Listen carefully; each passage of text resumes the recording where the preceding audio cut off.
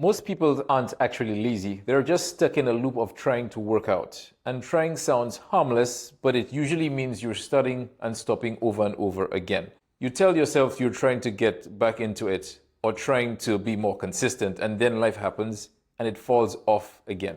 After a while, this gets exhausting. So today we're going to be talking about how to actually get out of that loop and build something you can actually stay with. Welcome back to the Ready for More podcast, where we believe strength is for everybody. I'm Edie. And I'm Mark.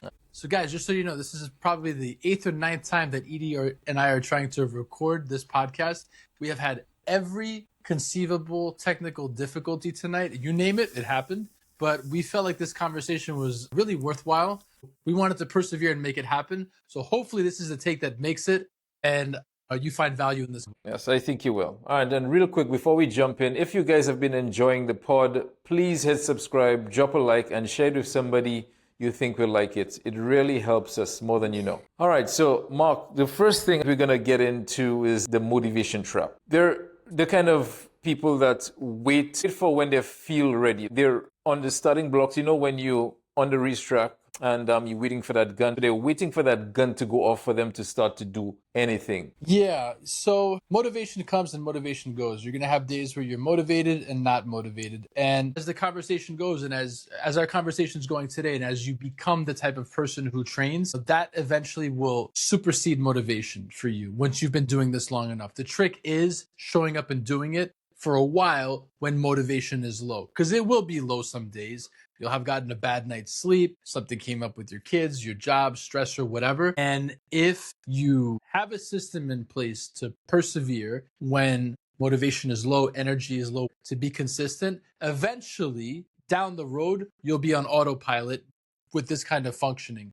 But getting the system in place to persevere on these days is the tough part. Yeah, so it's not really a motivation problem. It's that whole thing, it's just really too hard for you to start in the first place. So instead of asking, how do you get more motivated? It's more of what makes it easier for you to show up. Right. So, to pull from previous convos, we talked a lot about capacity, right? And increasing your capacity over time. Well, you have a capacity for training that you should try to meet as well. How many days can you do consistently? How much time can you do consistently? And how flexible can you be with audibles as they come up, as you need to call them? Absolutely. So the next thing I see all the time is treating every workout like it's like a full-on perfect session. If it's not, it doesn't count. That is what people think. So they go in thinking, I have to go in for 1 hour. If for whatever reason I could only make 30 minutes, that doesn't count. But you really shouldn't have that mindset. I'm sure you see that a lot more. I see this a lot with people that are fixated on outcomes, right? Because in my experience, the people that are heavily invested in outcomes and not creating something that's sustainable for themselves, they think the more they accrue in effort, the more time they accrue in the gym, the more reps they accrue, the closer they're getting to their goals. Likewise, the less they accrue, if they have a plan and they're falling short of that plan, the further they're drifting behind on their goals. The truth is that,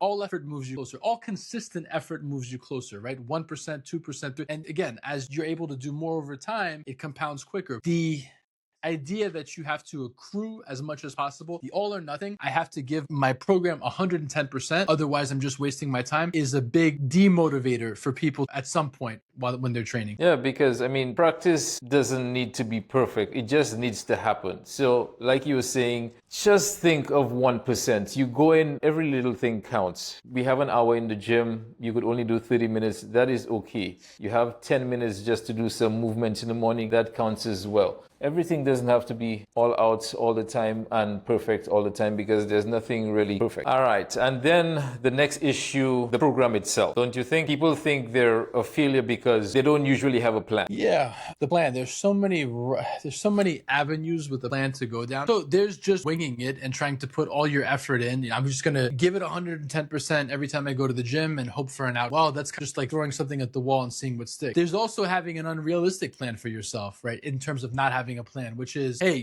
I'm going to tackle my goals 5 days a week. And then you have a program that reflects that. Well, again, as we talked about Audible, then life happens, kids happen, job happens, stress, whatever, lack of sleep, and you fall short of your goals. That's not a good plan at that point. And it's not saying that, you should account for that every week, but there should be a baseline that you can kind of adhere to. So let's say you have a crazy day. You can shuffle your training day to another day instead of I missed a day this week and I failed, I screwed up. Yeah, absolutely. Life is not consistent like that. That's why, we build something like the traffic light system, green, yellow, red. On your green days, you feel good, you push. Your yellow days, you're a little off, you still train, you just dial it back a bit. And on your red days, things are just absolutely chaotic. Kids are sick, you're tired. You just show up in some sort of way. So you do mobility and you just don't go all out. You work on your weak points. I think in the spirit of audibles, yeah, you have to pivot. And I think a good training program or just good coaching will do that for you. It'll help you pivot. We've spoken in the past about having a generic program doesn't take the person into account. I think that everybody's got a different life. Everybody moves differently. Everybody's got different stressors. One of the most important thing with coaching and to train consistently is knowing how to and being willing to pivot. Everybody has to pivot at some point, and being too rigid in your structure is not conducive to, I think, long-term training and even motivation. Yeah, so there's one thing I was thinking of, like the reset loop. Where people really get stuck is what happens after that bad day. So if they have that what they conceive as a bad day, like today, how will they react to that bad day tomorrow? What do you mean by that? Expand a little. Well, because if they don't build up that consistency, when they always think everything has to be perfect and they start making up stories in their head, I'm a failure, I'm not good enough, as opposed to I'm gonna show up no matter what. No matter what, I'm gonna show up, I'm just gonna do something. Remember the same, you've heard that saying, Henry Ford, if you think you can, you correct. If you think you can't, you correct. So when you start reframing your mindset into, I just get to work out, I just show up, I do something, it doesn't have to be perfect, you tend to not miss days when the previous day was not what you thought it would be. Yeah, look, this is in the same spirit of pivoting, even mentally. I've mentioned this quote to you before. I'm a big Bruce Lee fan, so I've got no shortage of quotables from him. But as you think, so shall you become. Not to drift too far into woo-woo territory, but you have to pivot up here too. Hey, this happened. It's okay. I gave it my best. That's a lesson I do my best to impart on my son as he goes to Taekwondo. There are days that his motivation is low, his output isn't great, but I tell him the most important thing is that you show up and do your best, whatever that was for that day.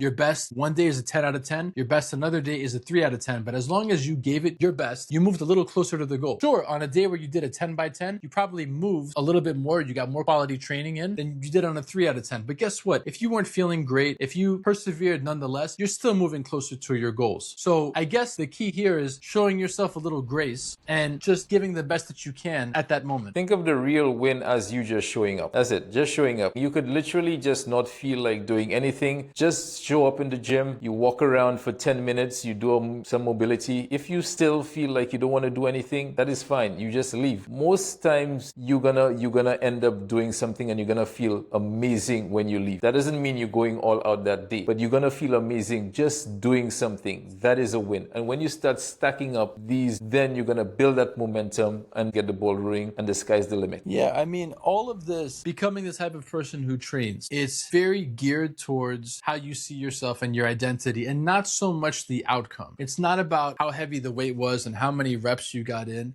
but that you are the type of person that shows up and keeps doing this thing. And the better you get at it, here's a boost to the ego of people that might feel like, oh, I'm falling behind or whatever. The better you get at what you're doing, the better calls you make when you're not able to meet the numbers you want to, hitting your PRs or training at a 9 out of 10. I'm very good at training now, so I know to dial back at a 5 or a 6. The type of person who trains makes those calls. So, my message to anybody who's listening, who's trying to become the type of person who trains and wants to give it their all, is the better you get at this, the better you're going to scale accordingly with what you can do that day. And it's okay to have a day where you take a step back and you train at a 6 out of 10, because that's what smart training looks like that day. If you can keep some version of training going, and again, training could just be movement, even when things aren't ideal, that's usually when it starts to stick. It stops feeling like something you're trying to figure out and just becomes part of your daily routine. So if you're not sure what that should look like yet for you, starting simple usually helps. We've built a strength audit for that. It just gives you a clearer starting point. The link is in the bio. So to elaborate a little bit more about the strength audit, it's something that Edie and I came up with to help people figure out where they are in their fitness journey and what kind of support they need most to get from point A to point B. There are different people that need different things. This strength audit will help you figure out what it is and how best to get to where you want to go. Guys, make sure you subscribe, share it with somebody who's stuck in that starting over loop, and we will see you in the next one. Till then, stay strong. Peace.